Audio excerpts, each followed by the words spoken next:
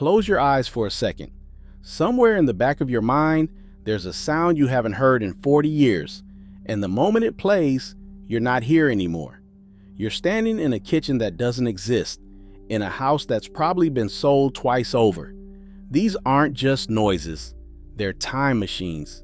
And most people don't even realize these sounds are gone until one accidentally surfaces and their chest tightens. Here are 15 sounds every 1970s home had. Sounds that will drag you straight back the second you remember them. Let's start with the one that practically every memory begins with, the sound of the phone.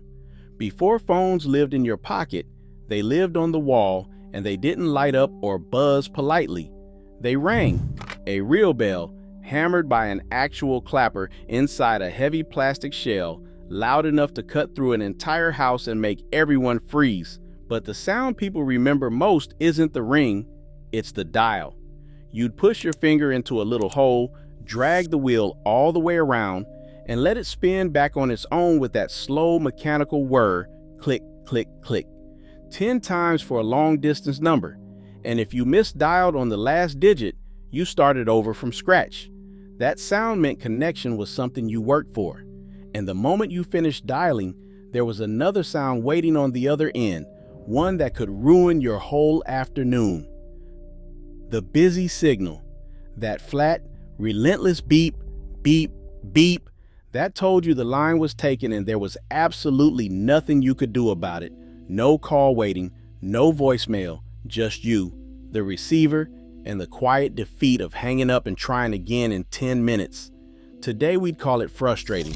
Back then, it was just life.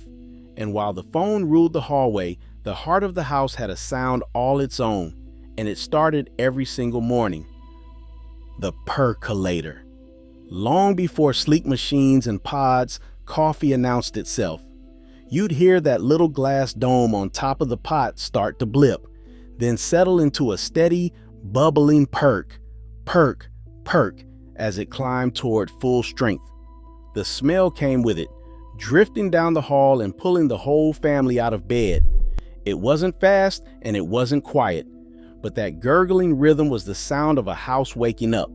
And right beside it on the stove, another sound was usually building toward its big moment. Whistling kettle.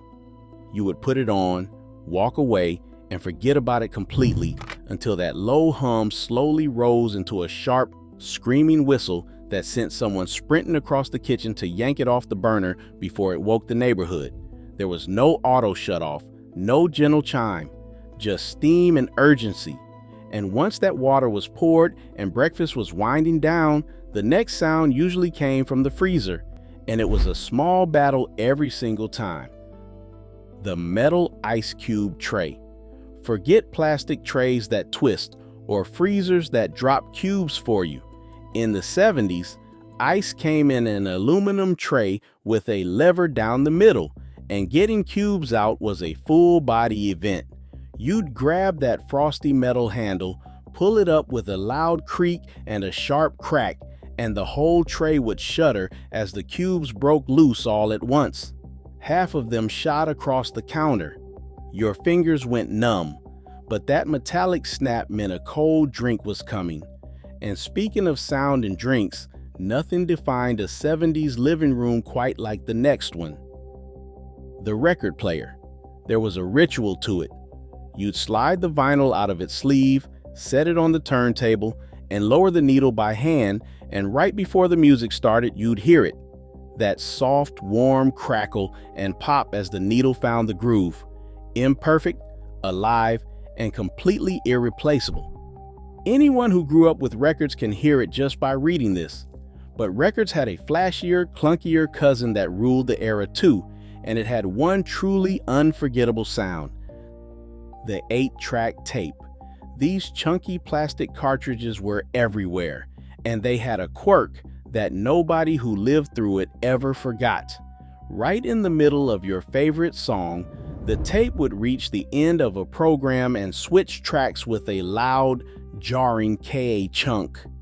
The music would cut out for a beat, the machine would clunk, and then the song would pick back up, sometimes right where it left off, sometimes not. It drove people crazy and they loved it anyway.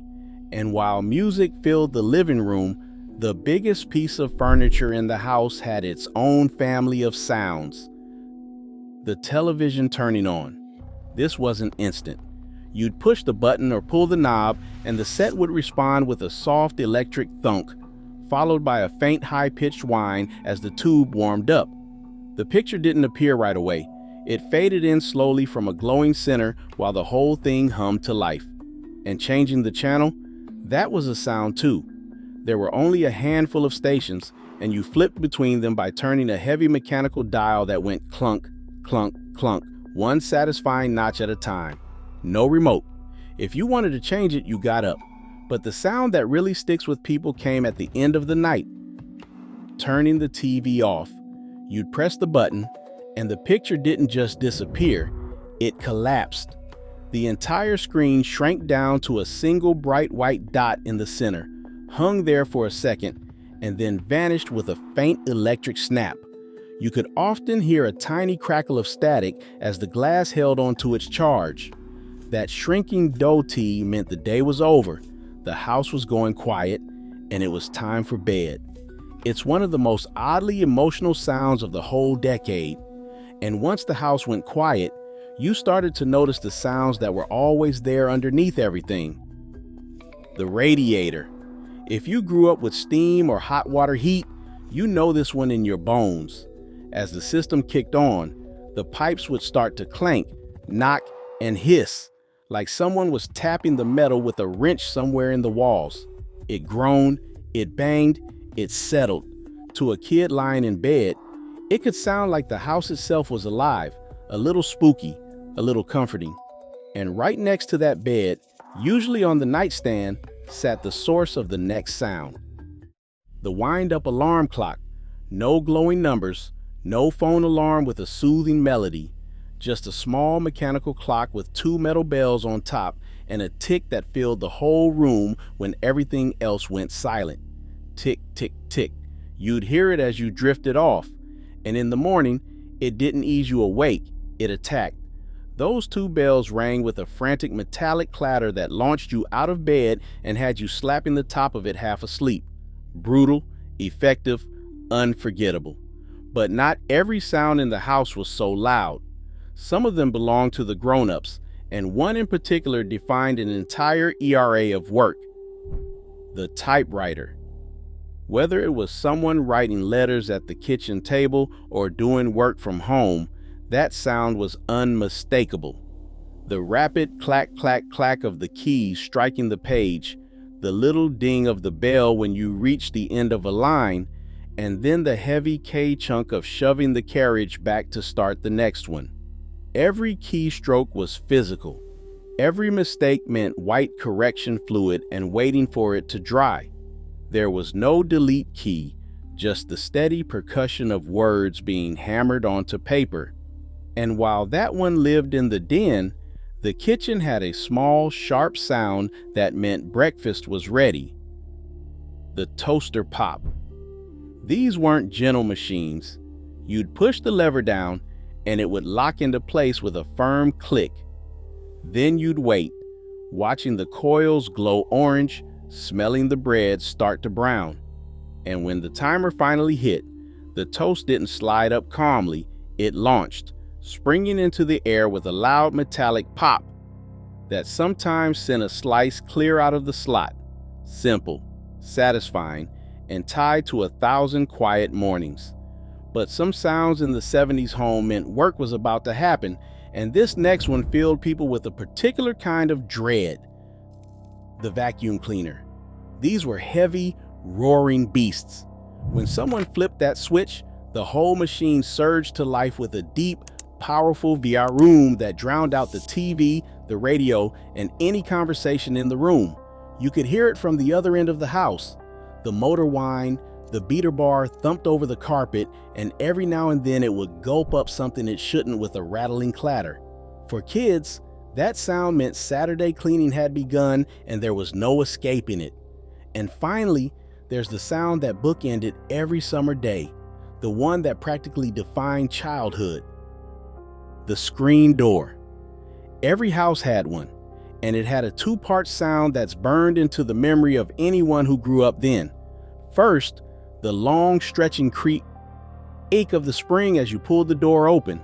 And then, because nobody ever held it, the loud slam, bounce, bounce as it snapped shut behind you. Parents would yell, "Don't slam the door," from the kitchen, but it happened every single time. That sound meant kids were running in and out, summer was in full swing, and the day was wide open. It might be the most nostalgic noise on this entire list. And when you line them all up, the dialing phone, the percolating coffee, the screaming kettle, the cracking ice tray, the crackling record, the chunking 8-track, the warming television, the shrinking dot, the clanking radiator, the ticking clock, the clattering typewriter, the popping toaster, the roaring vacuum, the busy signal, and that slamming screen door, you start to realize something. The 1970s home wasn't quiet, and it wasn't silent. It was alive with sound. Every appliance had a voice. Every task made noise. Nothing was instant. Nothing was effortless. And somehow that made all of it more memorable. These sounds are mostly gone now, replaced by soft beeps, gentle chimes, and the smooth silence of touchscreens. But for anyone who lived through that decade, they never really disappeared. They're just waiting, tucked away in memory, ready to come rushing back the moment you hear one by accident and pull you straight home. How many of these did you instantly remember? Drop the one that hit you hardest in the comments, and if this brought back even one memory, take a second to subscribe so you never miss the next trip back in time. Because some sounds you don't just hear, you remember.